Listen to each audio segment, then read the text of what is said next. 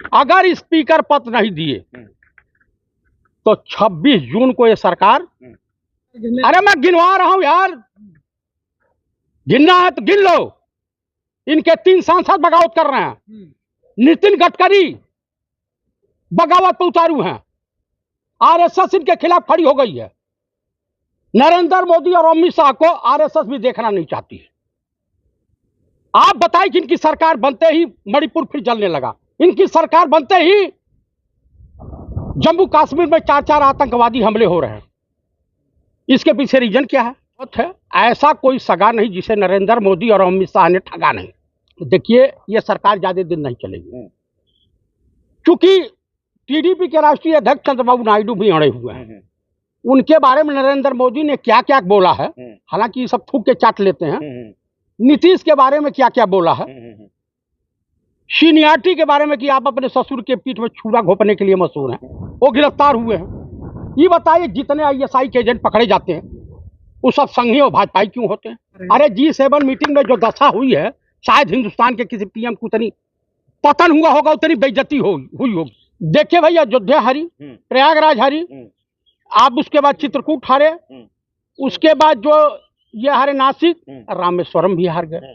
मतलब जहां बाबा भोलेनाथ भी नाराज, प्रभु राम भी नाराज।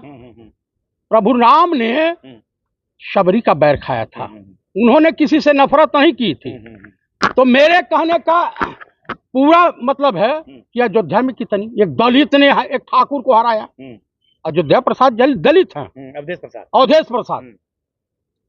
तो मेरे कहने का, अब इनके जो अंधभक्त हैं पानी पी पी करके वहां के हिंदुओं को गाली दे रहे हैं। क्या पहले ही मुसलमानों को, भाई हिंदू खतरे में था, ना हिंदू खतरे में है ना मुसलमान खतरे में है। इस देश की इन संघियों के सरकार में इस देश की अस्मिता खतरे में है। ये देश के नागरिकों को, देश के नौजवानों को, देश के किसानों को यह आभास हो गया। अगर चीफ इलेक्शन कमिश्नर, चुनाव आयोग इन सबों की मदद नहीं किया होता तो ये 40 से 50 सीटों पर सिमट रहे थे। बांसगांव लोकसभा, बांसगांव में वहां के आईएएस अफसर डीएम ने जबरदस्ती हरवाया सदर प्रसाद जी को। उसके बाद देवरिया हरवाया, पडरौना हरवाया, कुशीनगर, उसके बाद महाराजगंज हरवाया, डुमरियागंज हरवाया, फर्रुखाबाद हरवाया, अमरोहा हरवाया, फिर मेरठ हरवाया, फिर आपका ये क्या बोलते हैं, और रामनाथ सिंह सिकरवार लड़ रहे थे, फतेहपुर सीकरी हरवाया, अलीगढ़ हरवाया। आप बताइए कि सब लीड कर रहे हैं, कोई 30,000 से, कोई 35,000 से, कोई 22,000 से लीड कर रहे हैं। और डीएम साहब मतगणना ढीली करके, अफजल अंसारी ने सत्य ही कहा है कि वहां भी अगर योगी की कृपा न रही होती तो नरेंद्र मोदी खुद चुनाव हार जाते। पिछली बार 6 लाख से जीते थे, इस बार 1.5 लाख, यानी 1,52,000 कुछ वोटों थे। तो आपको नहीं लग रहा कि इस देश का जनमानस इसके खिलाफ खड़ा है? चलिए, हम इस बात को मानते हैं कि जो है कि अल्पमत में आ गई है बीजेपी, बहुमत में उनके पास नहीं है, लेकिन देश की सबसे बड़ी पार्टी है, उन्होंने सरकार बनाई है।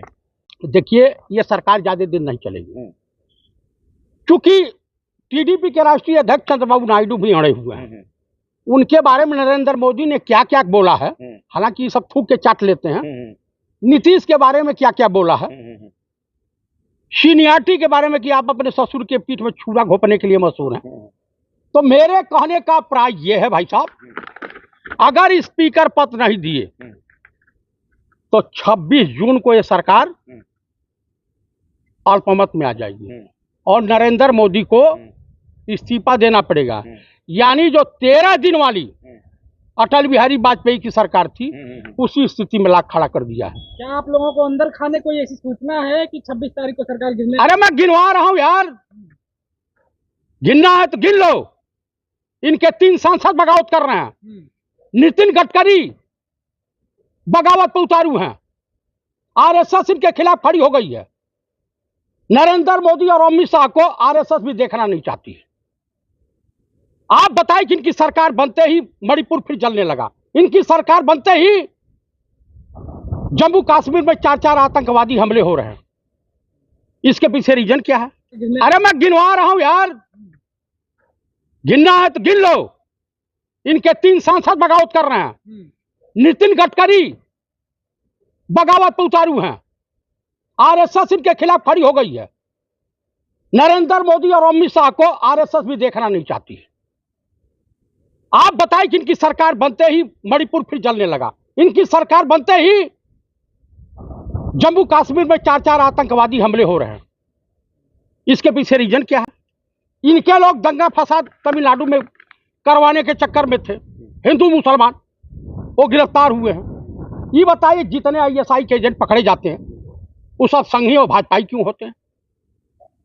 तो कुल मिलाकर के ये देश के लिए नासूर थे, नासूर हैं, और देश की जनता धीरे धीरे इनको पहचानने लगी है। इस बार जाएंगे तो सैकड़ों साल नहीं आएंगे।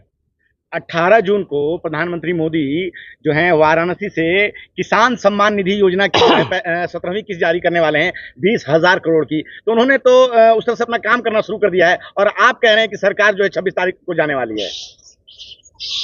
मैं गणित के अभाव में बोल रहा हूं, गणित के अनुसार बोल रहा हूं। जो मार्केट में चर्चाएं हैं मैं उस पर बोल रहा हूं। जो देश की स्थिति है उस पर बोल रहा हूं। आपको पता है उत्तर प्रदेश में पगलाए हुए मुख्यमंत्री क्या कर रहे हैं? अग्निवीर पुलिस भर्ती, यानी ठेके पर सब इंस्पेक्टर बनाए जाएंगे, ठेके पर सिपाही बनाए जाएंगे, ठेके पर दीवान बनाए जाएंगे। ये स्थिति आ गई। अग्निवीरों की हालत देख ही रहे हैं। तो जान लीजिए कि अब नरेंद्र मोदी, अमित शाह, राजनाथ सिंह, डीजीपी ने सफाई दे दी कि गलती से वायरल हुआ पत्र हो। अच्छा पत्र लिखा गया था तब मैंने वायरल हुआ, कि नहीं लिखा गया था तो वायरल हो गया।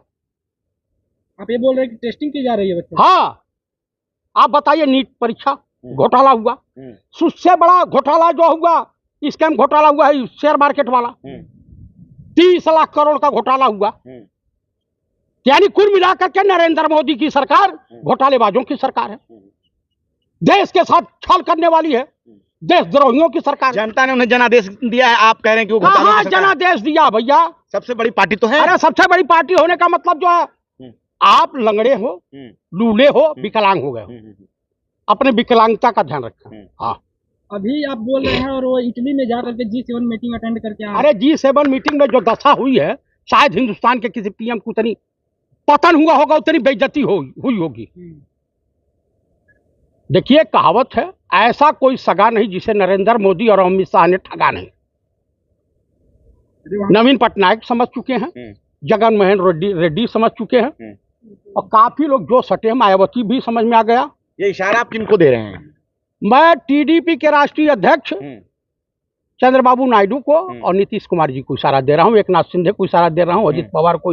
एकनाथ शिंदे जी तो खुद पार्टी छोड़कर आए हैं, अब क्या वो उनके जा रहे हैं?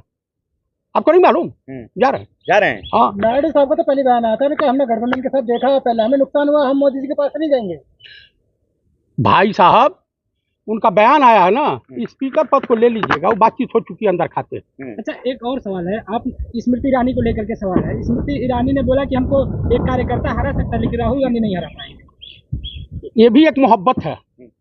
राहुल के बारे में उनका नाम न लेना, उनके पेट का पानी नहीं हजम होगा। उनको देख न लें, अगर महीनों न देखें तो अंधी हो जाएंगी। ये भी एक मोहब्बत है। कंगना रनौत को लेके क्या कहेंगे? कंगना रनौत नर्तकी है, कलाकार है, उसके बड़बोले का नतीजा मिल गया। उससे पहले 2014 में आज़ादी थी, ये करारा जाठनी का तमाचा पड़ने के बाद याददाश्त वापस आ गई।